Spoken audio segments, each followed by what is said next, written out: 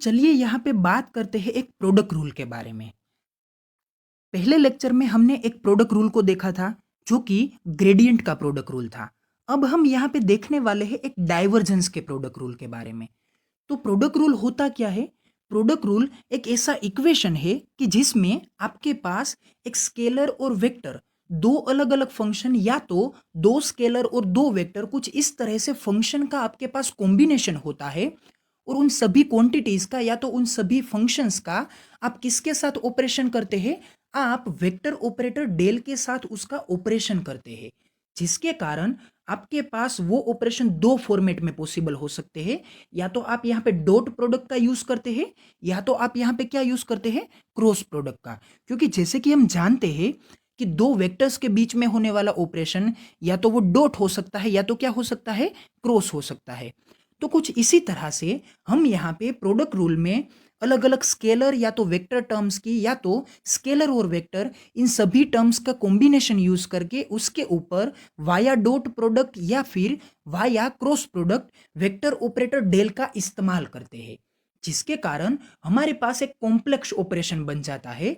तो इस complex operation को या फिर इस कॉम्प्लेक्स इक्वेशन को हम सिंपल लैंग्वेज में किस तरह से लिख सकते हैं? तो ये जो पूरा का पूरा रिलेशन बन के आता है, इस रिलेशन को हम क्या बोलते हैं? इसे हम बोलते हैं प्रोडक्ट रूल। क्योंकि यहाँ पे आप डॉट प्रोडक्ट और क्रॉस प्रोडक्ट का यूज करते हैं और उन सभी प्रोडक्ट का यूज करके आपको उसी के प्रिंसिपल को फॉलो करना पड़ता है। क्योंकि जिस तरह से ऑर्डिनरी मल्टीप्लिकेशन होता है मैथमेटिक्स में, उसी तरह से डॉट और क्रॉस का मल्टीप्लिकेशन नहीं हो सकता है। क्योंकि जैसे हम दो ब्रैकेट्स को ओपन करते हैं तो हम क्या करते हैं? ब्रैकेट्स को इंटरनली मल्टीप्लाई कर देते हैं। लेकिन डॉट और क्रॉस प्रोडक्ट में ये जो मल्टीप्लिकेशन होता है दो अलग अलग वेक्टर्स के ब्रैकेट के बीच में, वो मल्टीप्लिकेशन अपने ओवन प्रिंसिपल्स के ऊपर होता है। तो इसके कारण इसे क्या बोला गया है? Product rule. क्योंकि ये डॉट और क्रॉस प्रोडक्ट की प्रॉपर्टी को ही फॉलो करके इसका पूरा का पूरा इक्वेशन या तो मैथमेटिकल टर्म बन के आता है। तो यहाँ पे हम ये देखते हैं कि ये जो आपका प्रोडक्ट रूल नंबर 2 है, जो कि डाइवर्जेंस का प्रोडक्ट रूल है, ये किस तरह से प्रूव हो सकता है, ये हम यहाँ पे देखने की कोशिश करेंगे। तो हमें यहाँ पे ये प्रूव करना है कि ये जो आपका डाइवर्जेंस का प्रोडक्ट रूल है, इस प्रोडक्ट रूल को हम किस तरह से यहाँ पे साबित कर सकते हैं कि इसकी ये जो लेफ्ट हैंड साइड है वो किस तरह से इसी तरह से राइट हैंड साइड के इक्वल्स में आ सकती है।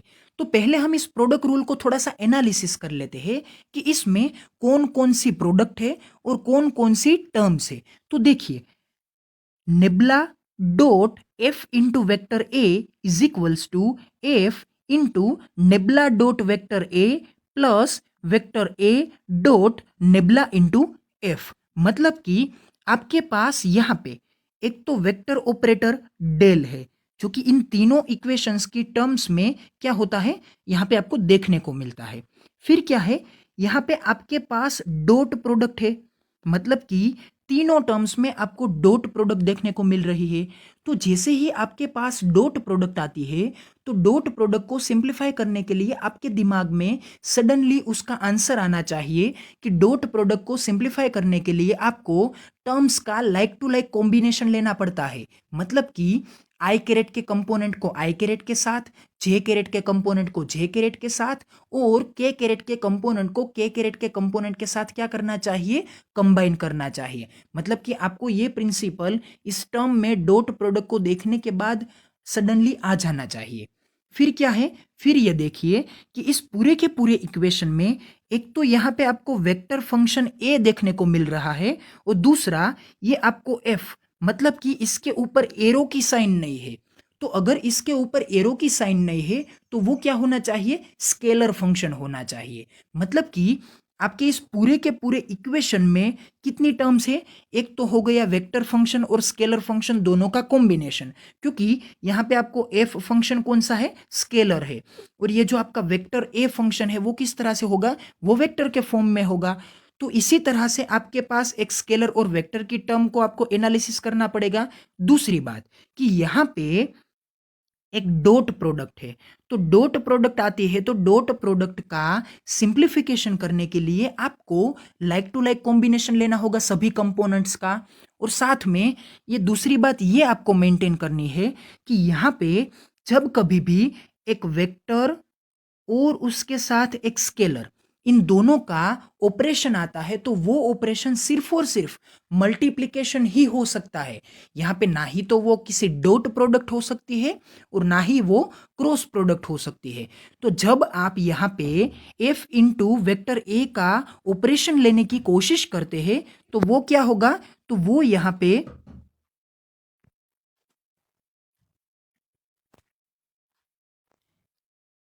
तो यहाँ पे क्या होता है, आपके इस पूरे के पूरे इक्वेशन में आपको स्केलर और वेक्टर को अच्छी तरह से जस्टिफाई करके, उसे अच्छी तरह से माइंड करके इस पूरे के पूरे इक्वेशन को केयरफुली आगे प्रोपेगेट करना है। तो हम क्या करेंगे, जैसे कि हमने सभी प्रोडक्ट रूल में करना चाहिए, हम पहले इस इक्वेशन में, मतलब कि ये जो आपका प्रोडक्ट रूल है, इस प्रोडक्ट रूल में जो चाहिए वो कंसिडरेशंस हम लेंगे। क्योंकि अगर आपके पास ये जो आपका स्केलर फंक्शन होता है, तो स्केलर फंक्शन में आपको कोई भी टर्म्स को कंसीडर करने की ज़रूरत नहीं होती है, क्योंकि स्केलर फंक्शन में कोई भी अलग अलग तरह के कंपोनेंट्स भी नहीं होते हैं। और कंपोनेंट्स ना होने के कारण आपको स्केलर फंक्शन को सिर्फ और सिर्फ एफ के फॉर्म में कंसीडर करने में कोई भी दिक्कत नहीं होगी।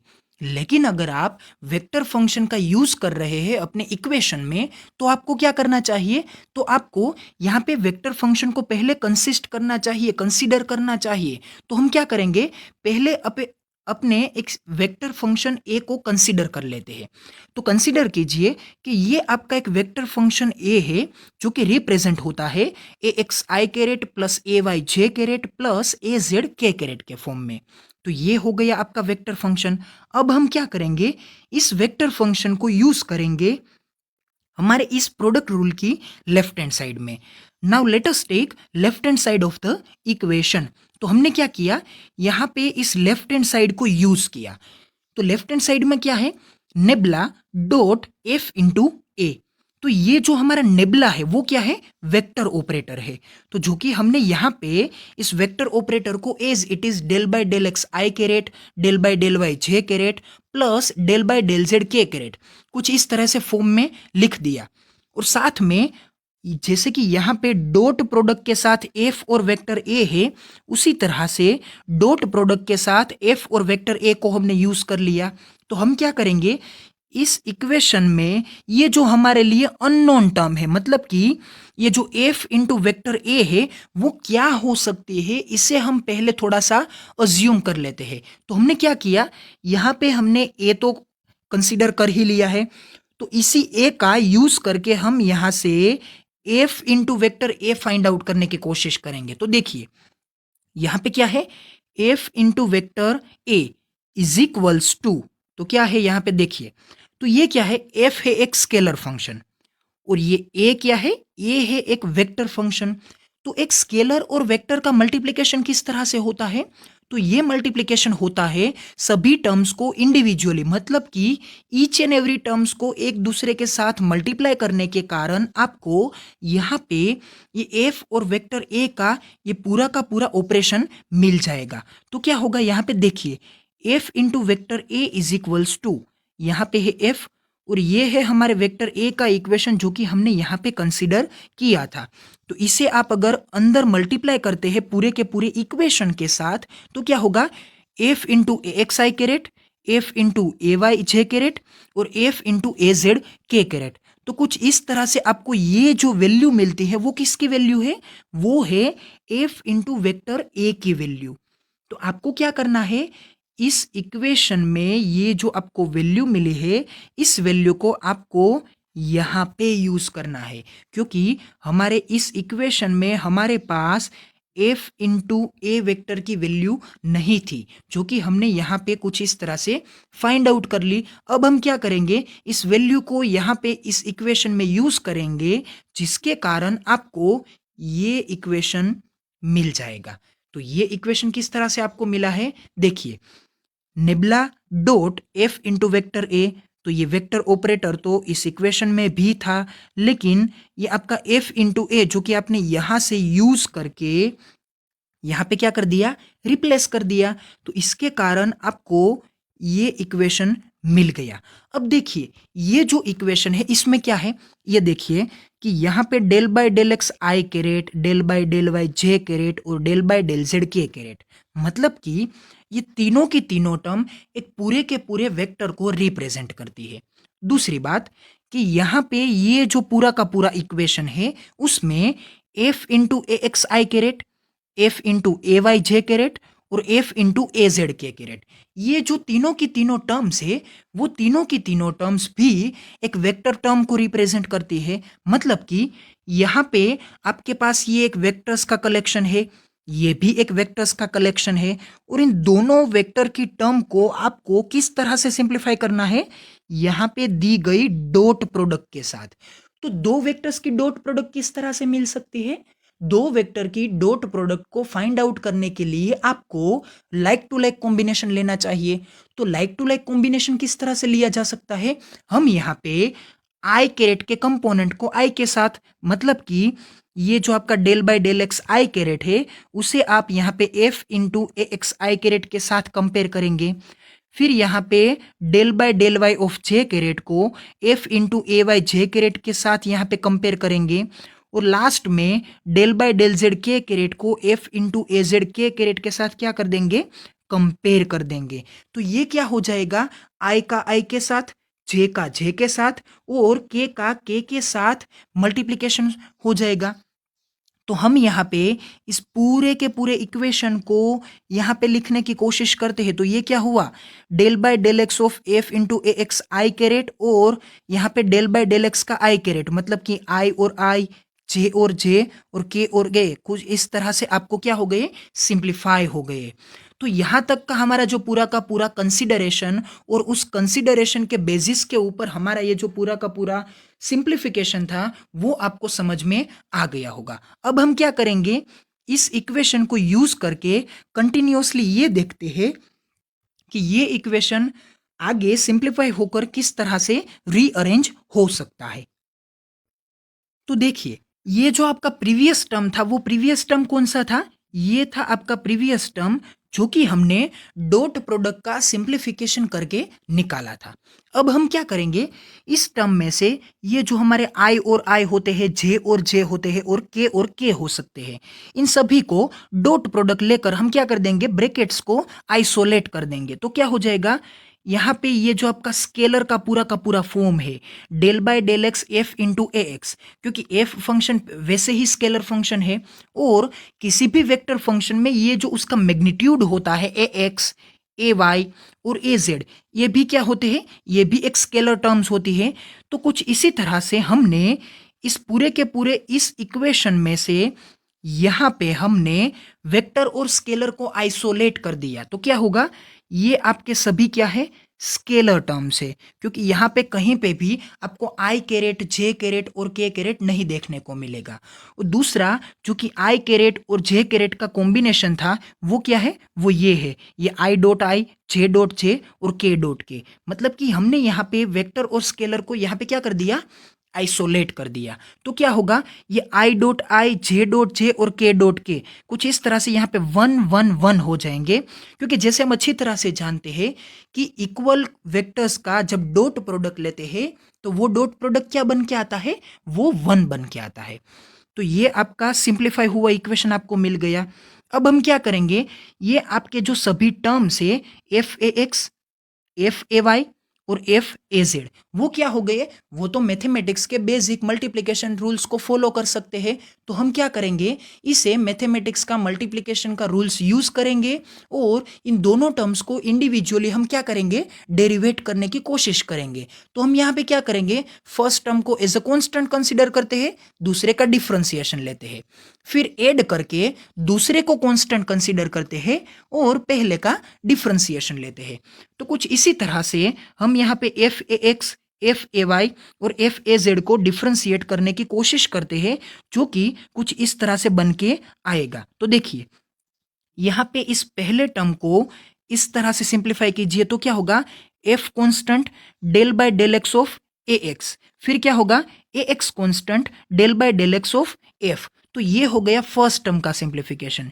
सेकेंड का क्या होगा, यहां पे आएगा F constant del by del Y of A Y, फिर क्या होगा A Y constant del by del Y of F, जो कि ये हो गया आपका दूसरे टर्म का सिंप्लीफिकेशन।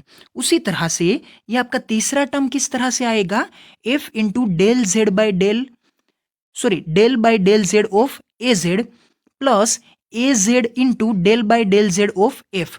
तो ये क्या हो गया, आपके इन तीनों टर्म्स का मैथमेटिक्स का या मल्टीप्लिकेशन का प्रिंसिपल यूज करके हमने इन तीनों ब्रैकेट्स को बना दिया।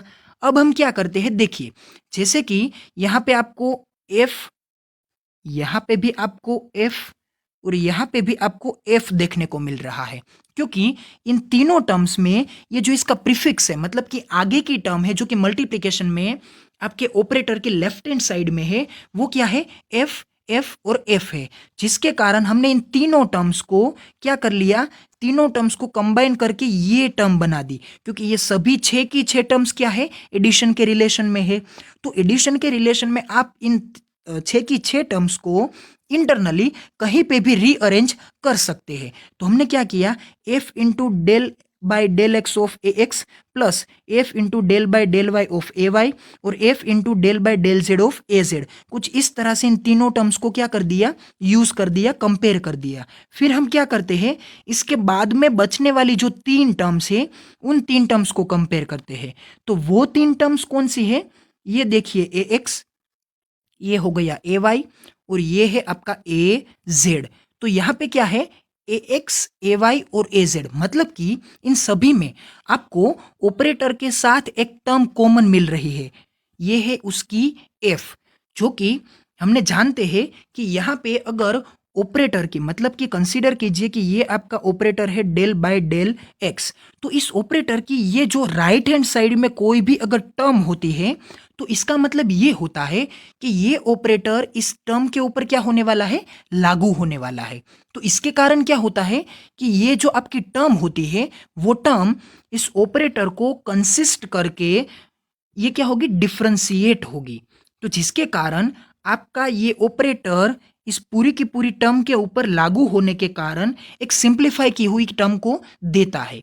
लेकिन अगर इस ऑपरेटर की लेफ्ट हैंड साइड में, मतलब कि आगे की साइड में अगर कोई एक टर्म होती है तो वो टर्म कोई भी सिचुएशन में इस ऑपरेटर के साथ कंपेयर नहीं होने वाली है, क्योंकि ये ऑपरेटर के साथ कंपेयर नहीं होने वाली है। इसी के कारण को हमने इसे कहाँ पे लिखा है, लेफ्ट हैंड साइड में लिखा है। तो ये क्या होगा, ये सिर्फ और सिर्फ एक ऑर्डिनरी मल्टीप्लिकेशन होगा, ये कोई भी ऑपरेशन नहीं होगा, मतलब कि आप यहाँ पे कोई भी डेरिवेशन नहीं लेने वाले हैं। तो आपको ये अच्छी तरह से यहाँ पे मेंटेन करना है कि ये जो आपकी तीनों टर्म्स है, ए एक्स ए वाई और ए जेड वाली, इसमें आपको ए एक्स ए वाई और ए जेड ये क्या है, आपके वेक्टर ए के सभी इंडिविजुअल कंपोनेंट्स है। ए एक्स आपका आई कैरेट का कंपोनेंट है, ए वाई आपका जे कैरेट का कंपोनेंट है और ए जेड आपका के कैरेट का कंपोनेंट है। तो ये जो सभी इंडिविजुअल कंपोनेंट्स है वो सभी इंडिविजुअल कंपोनेंट है तो एक ही वेक्टर के, मतलब कि इसे अगर आप कलेक्ट कर ले हैं तो आप यहां से एक वेक्टर ए बना सकते हैं, जो कि हम आगे बनाएंगे। लेकिन आपको ये याद रखना है कि इन तीन टर्म में से जो कॉमन निकल सकता है वो कॉमन क्या है, इसका राइट हैंड साइड का फंक्शन एफ।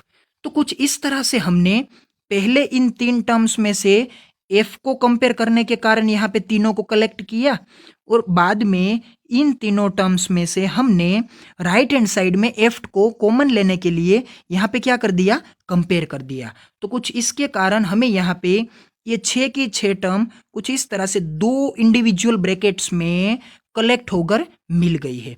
अब हम इसका क्या कर सकते हैं, देखिए तो इस पहली टर्म में से आप इजीली आगे की इस एफ टर्म को क्या कर सकते हैं, यहाँ पे कॉमन आउट कर सकते हैं। तो अंदर क्या बचेगा, del by del X of A X, del by del Y of A Y और del by del Z of A Z, कुछ इस तरह से बचेगा। और यहाँ पे आप क्या कर सकते हैं कि आपने इस पूरे के पूरे एफ को इस ऑपरेटर के साथ क्या कर दिया, मर्ज कर दिया। तो क्या हो गया, del by del X of F ये बन गया del F by del X, del F by del Y और del F by del Z.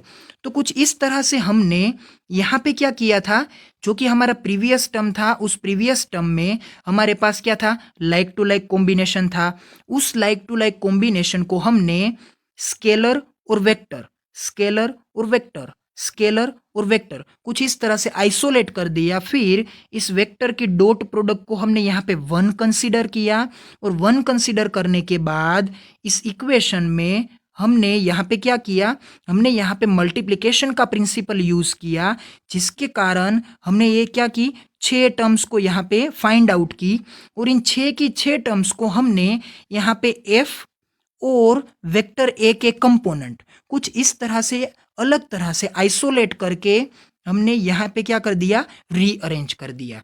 अब हम आगे ये देखेंगे कि ये जो आपकी टर्म बन के आई है, इस टर्म को आगे आप कंटिन्यूअसली किस तरह से रीअरेंज करके इसे मोर सिंप्लीफाई कर सकते हैं, और ये जो हमारा प्रोडक्ट रूल का राइट हैंड साइड था, वो राइट हैंड साइड किस तरह से हम इस इक्वेशन में से ही फाइंड आउट कर सकते हैं। तो ये हमारी प्रीवियस टर्म क्या थी, प्रीवियस टर्म में हमारे पास एक ब्रैकेट ऐसा था जिसमें से हमने एफ को कॉमन लेकर आपके इस वेक्टर ए के कंपोनेंट्स को हमने क्या किया था, आपके डेल ऑपरेटर के साथ मल्टीप्लाई किया था। और दूसरी टर्म कौन सी थी कि जिसमें हमने ये जो हमारे वेक्टर ए के सभी टर्म्स थे, मतलब कि कंपोनेंट्स थे, उन कंपोनेंट्स को हमने सिर्फ और सिर्फ ऐसे ही एक टर्म्स के साथ मल्टीप्लाई किया था। तो वो टर्म कौन सी थी, वो टर्म थी आपके वेक्टर ऑपरेटर डेल और किसी एक स्केलर फंक्शन का मल्टीप्लिकेशन, जिसके कारण आपको यहाँ पे del F by del X, del F by del Y और del F by del Z कुछ इस तरह से टर्म्स मिली थी। तो अब हमें क्या करना है, इस पूरी की पूरी प्रीवियस टर्म का हमें यहाँ पे मोर सिंप्लीफिकेशन फाइंड आउट करना है। तो देखिए, अगर आप इस ब्रैकेट को थोड़ी देर के लिए कंसीडर करते हैं तो ये ब्रैकेट क्या बनेगा, देखिए ये जो आपका ब्रैकेट है ना, वो ब्रैकेट बनेगा नेबुला डॉट वेक्टर ए। तो ये नेबुला डॉट वेक्टर ए किस तरह से बनता है, देखिए कंसीडर कीजिए कि आपका जो वेक्टर ए था उसका इक्वेशन क्या था, ए X I carat, A Y J caret और ए जेड के कैरेट। तो क्या होता है कि आपका वेक्टर ए का इक्वेशन है ए X I caret plus A Y J caret और plus A Z K carat. तो ये था वेक्टर का इक्वेशन। इस वेक्टर के इक्वेशन के साथ आपको क्या करना है, आपको यहाँ पे nebula operator co dot product के फॉर्म में यूज करना है। तो डॉट प्रोडक्ट के फॉर्म में क्या होता है कि नेबुला का ये जो del by del X of I caret plus del by del Y of J caret plus del by del Z of K caret होता है। तो ये जो इक्वेशन होता है ऑपरेटर का, उस इक्वेशन में आप इन दोनों का मल्टीप्लिकेशन डॉट प्रोडक्ट लेने के लिए आप क्या करते हैं, आई को आई के साथ, फिर जे को जे के साथ और के को के साथ मर्ज करने की कोशिश करते हैं। तो इसके कारण क्या होगा, del by del X of A X, del by del Y of A Y and del by del Z of A Z, कुछ इस तरह से कॉम्बिनेशन लेते हैं। तो ये क्या है, ये वही तो टर्म है यहाँ पे, ये del by del X of A X, तो यहाँ पे है del by del X of A X, del by del Y of A Y, तो यहाँ पे भी del by del Y of A Y, और del by del Z of A Z, तो यहाँ पे भी क्या है, del by del Z of A Z. मतलब कि आप नेबुला और वेक्टर ए का जो डॉट प्रोडक्ट लेते हैं, वही डॉट प्रोडक्ट आपको ये इक्वेशन देता है, और यही इक्वेशन आपके इस फंक्शन के टर्म में भी है। मतलब कि ये जो आपका स्क्वायर ब्रैकेट है, वो स्क्वायर ब्रैकेट हमारे लिए नेबुला मतलब कि वेक्टर ऑपरेटर डेल और उसकी डॉट प्रोडक्ट किसके साथ, वेक्टर ए के साथ है। तो इस टर्म को मतलब कि इस पूरे के पूरे इक्वेशन में से आप इस स्क्वायर ब्रैकेट वाली टर्म को कुछ इस तरह से आप क्या कर सकते हैं, डाइवर्जेंस वाली टर्म में लिख सकते हैं, operator del dot vector A. तो यहाँ पे मैंने वही स्टेटमेंट आपको दिया हुआ है, here in this equation divergence term is replaced by the following reason. तो ये रीजन कौन सा था? Because of nabla dot vector A is equals to del by del X of A X plus del by del Y of A Y plus del by del Z of A Z. तो इस equation के reason के कारण हमने यहाँ पे क्या किया, यहाँ पे ये जो आपका ब्रैकेट का बड़ा टर्म था उस टर्म को हमने क्या कर दिया, नेबला डॉट वेक्टर ए। तो कुछ इस तरह से हमारा ये जो टर्म था वो टर्म यहाँ पे क्या हो गया, सिंप्लीफाई हो गया, क्योंकि एफ को एज इट इज रखना पड़ेगा लेकिन स्क्वायर ब्रैकेट की वैल्यू को हमने इस कारण के अकॉर्डेंस में क्या कर दिया, रिप्लेस कर दिया। अब हमें क्या करना है, अब हमें इस ब्रैकेट के बारे में सोचना है। तो जैसे ही हम इस ब्रैकेट के बारे में सोचते हैं तो अब हमें क्या करना पड़ेगा, इस इक्वेशन को पहले आप यहाँ पे यूज कर लीजिए, मतलब कि ये आपका इक्वेशन आधा तो सिंप्लीफाई हो चुका है, अब आपको क्या करना है, हाफ ही इसे सिंप्लीफाई करना है। तो हम क्या करेंगे, इसे आगे देखते हैं कि यहाँ पे आपका ये जो टर्म है ना, इस टर्म में आपके पास ए एक्स ए वाई ए जेड तीनों टर्म्स है, जो कि तीनों टर्म्स आपके वेक्टर ए की कंपोनेंट्स को रिप्रेजेंट करती है। तो हम क्या करते हैं, इस वेक्टर ए को पूरे के पूरे फॉर्म में यहाँ पे लिख देते हैं। तो क्या होगा, A X I caret plus A Y J caret plus A Z K carat, ये बन गया आपका पूरा का पूरा वेक्टर ए। और फिर क्या किया, यहाँ पे अभी क्या बचता है, del F by del X, del F by del Y और del F by del Z. तो अगर हमने वेक्टर ए के साथ यहाँ पे आई कैरेट जे कैरेट और के कैरेट को यूज किया है तो हमें क्या करना चाहिए, यहाँ पे भी आई कैरेट जे कैरेट और के कैरेट को यूज करना चाहिए। जिसके कारण क्या होगा, अगर हम कुछ इस तरह से पूरे के पूरे वेक्टर ए और इस टर्म में सभी टर्म्स के साथ आई कैरेट और आई कैरेट को कनेक्ट करने के कारण अगर हम इसे यूज करते हैं और इन दोनों वेक्टर फॉर्म का, देखिए ये वेक्टर फॉर्म है, क्यों वेक्टर फॉर्म है, क्योंकि यहाँ पे इस टर्म में आई कैरेट जे कैरेट और के कैरेट है, यहाँ पे भी आई कैरेट जे कैरेट और के कैरेट है, तो ये बन गई दोनों वेक्टर टर्म्स। तो इन वेक्टर टर्म्स का अगर आप ये डॉट प्रोडक्ट फाइंड आउट करने की कोशिश करते हैं तो ये डॉट प्रोडक्ट क्या बन के आएगी, ये डॉट प्रोडक्ट बन के आएगी आपके इन दोनों वेक्टर्स के लाइक टू लाइक कॉम्बिनेशंस। मतलब कि क्या होगा, A X I caret combine होगा del F by del X of I caret, मतलब कि आई का आई के साथ कॉम्बिनेशन लेने के साथ आपको क्या मिलेगा, ये आई डॉट आई तो 1 होगा, क्योंकि हम पहले ही देख चुके हैं कि सभी इक्वल वेक्टर्स का, मतलब कि इक्वल यूनिट वेक्टर्स का जब आप डॉट प्रोडक्ट लेते हैं तो वो क्या बन जाता है, तो वो तो 1 बन जाता है। तो यहाँ पे ये क्या बन जाएगा, 1 बन जाएगा। तो 1 बनने के कारण आपके पास ये जो आपकी ए एक्स आई कैरेट और del F by del X I caret है, ये क्या हो जाएगा, ये सिंप्लीफाई होके बन जाएगा A X into del F by del X, क्योंकि यहाँ पे टर्म है ही A X into del F by del X. और दूसरी टर्म क्या बनेगी, A Y J caret into del F by del Y J caret. तो यहाँ पे भी जे डॉट जे वो तो 1 होने वाला है, तो क्या होगा multiplication A Y into del F by del Y, तो ये भी यहाँ पे है A Y into del F by del Y. उसी तरह से आप यहाँ पे ए जेड और del F by del Z को कनेक्ट करने के कारण आपको ये तीसरी टर्म मिल जाएगी। मतलब कि ये जो आपकी ब्रैकेट की टर्म थी इस इक्वेशन में, यहाँ पे ये जो आपकी स्क्वायर ब्रैकेट की टर्म थी वो स्क्वायर ब्रैकेट की टर्म असल में ये पूरी की पूरी टर्म है कि आप यहाँ पे वेक्टर ए और वेक्टर ए के साथ आपका ये जो पूरा का पूरा दूसरा वेक्टर है जो कि नेबला और एफ का मल्टीप्लिकेशन है, मतलब कि एक वेक्टर ऑपरेटर डेल और स्केलर फंक्शन एफ का मल्टीप्लिकेशन है, इसे आप इस तरह से क्या कर सकते हैं, अरेंज कर सकते हैं।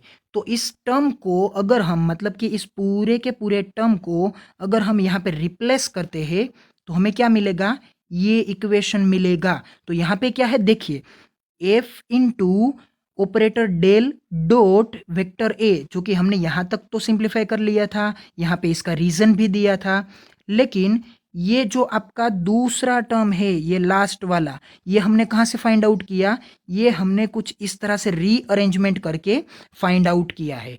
तो यहाँ तक हमने ये देख लिया कि ये जो हमारा प्रीवियस इक्वेशन था, इस प्रीवियस इक्वेशन में हमने निब्ला डॉट वेक्टर ए को कुछ इस तरह से कंसीडर करके हमने इस टर्म को क्या कर दिया, यहाँ पे रिप्लेस कर दिया।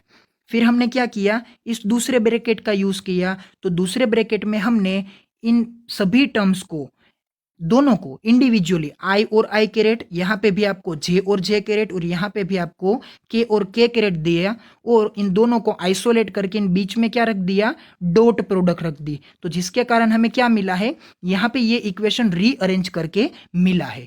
तो हम आगे कंटिन्यूअसली ये देखते हैं कि क्या ये जो इक्वेशन है वो इक्वेशन, ये जो आपकी वैल्यू थी, क्योंकि ये जो आपका इक्वेशन बना था ना, वो इक्वेशन किसके इक्वल में था, ये इसके इक्वल में था।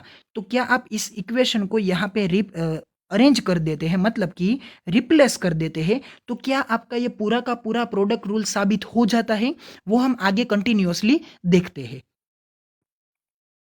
तो देखिए, जो हमने रीअरेंजमेंट करके प्रीवियस टर्म बनाई थी, वो प्रीवियस टर्म क्या थी, वो यहाँ पे nabla dot F into vector A is equals to F into nabla dot vector A. मतलब कि ये यहाँ पे आपके पास ये जो पहला हमारा टर्म था, मतलब कि जिसे हमने पहले केस में ही सिंप्लीफाई कर दिया था डाइवर्जेंस यूज करके, वो ये है।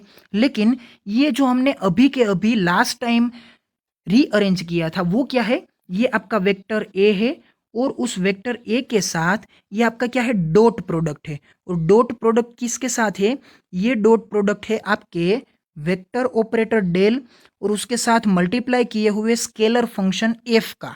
तो ये जो आपका पूरा का पूरा टर्म है वो क्या है, वो है nebula into scalar function F, जो कि किसे रिप्रेजेंट करता है, वो रिप्रेजेंट करता है ग्रेडियंट को।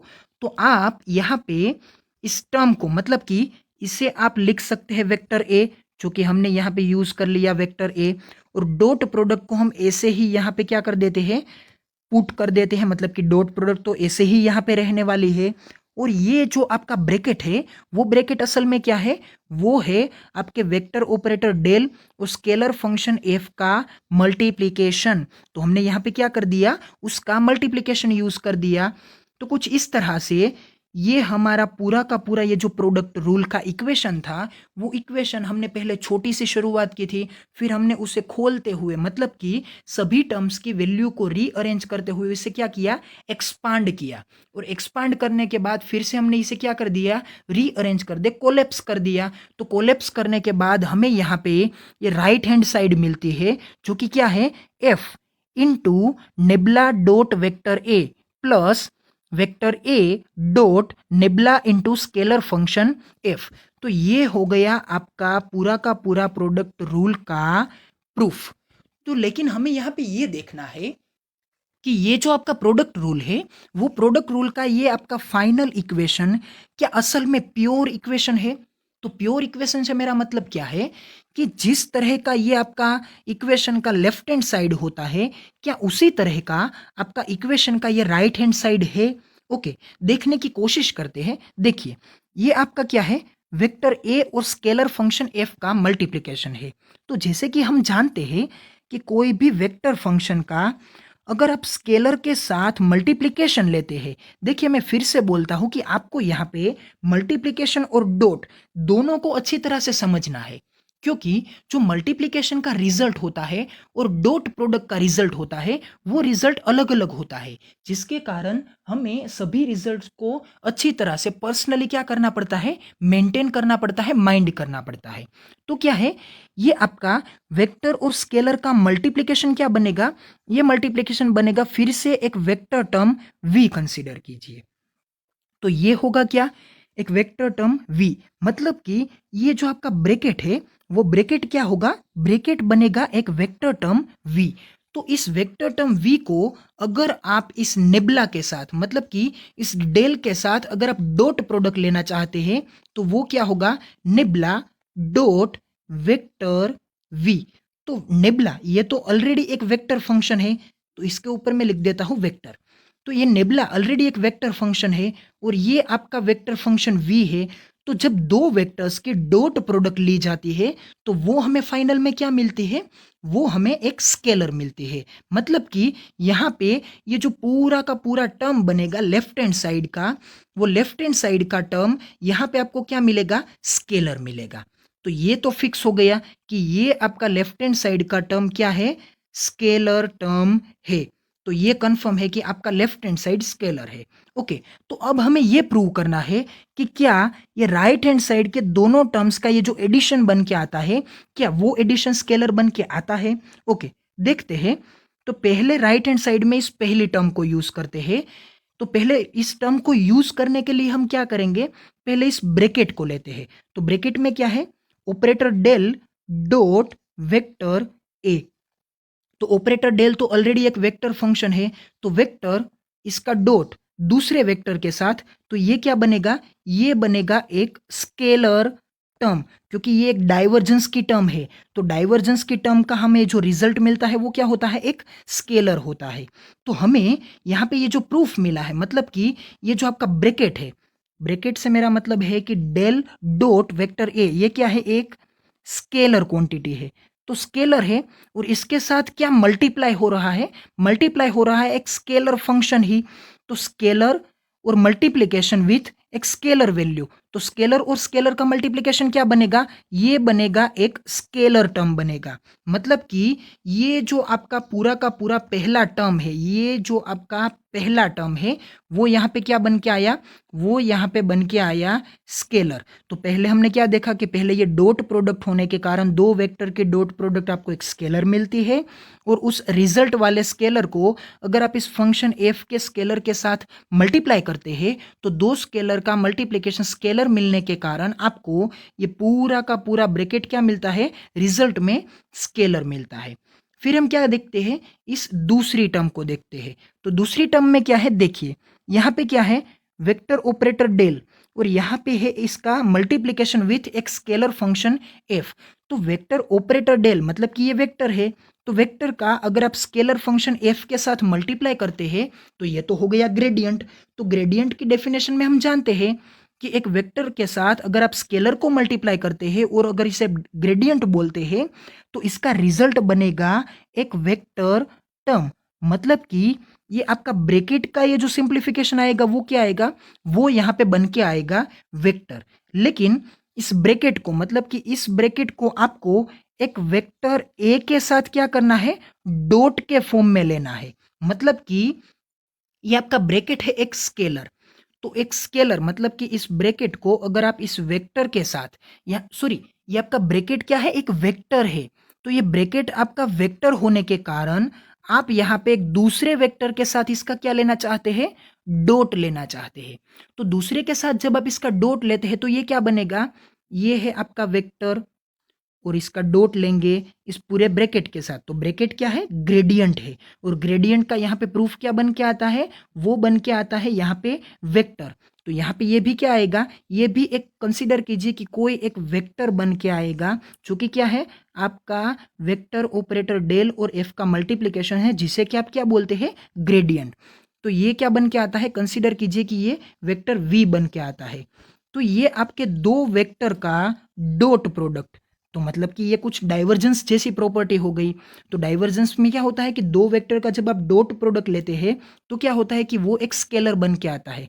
तो ये भी क्या बन के आएगा, ये भी एक स्केलर बन के आएगा। मतलब कि यहाँ पे हमें क्या क्या रिजल्ट मिले हैं, देखिए ये हमारी पूरी की पूरी लेफ्ट हैंड साइड थी एक स्केलर, फिर हमें पहला ब्रैकेट भी क्या मिला, ये भी मिला एक स्केलर, और ये भी क्या मिला, फिर से हमने जैसे लास्ट में देखा ये भी एक स्केलर। मतलब कि यहाँ पे राइट हैंड साइड में स्केलर प्लस स्केलर, दो स्केलर का एडिशन, वो तो ऑब्वियस है कि एक स्केलर ही मिलने वाला है।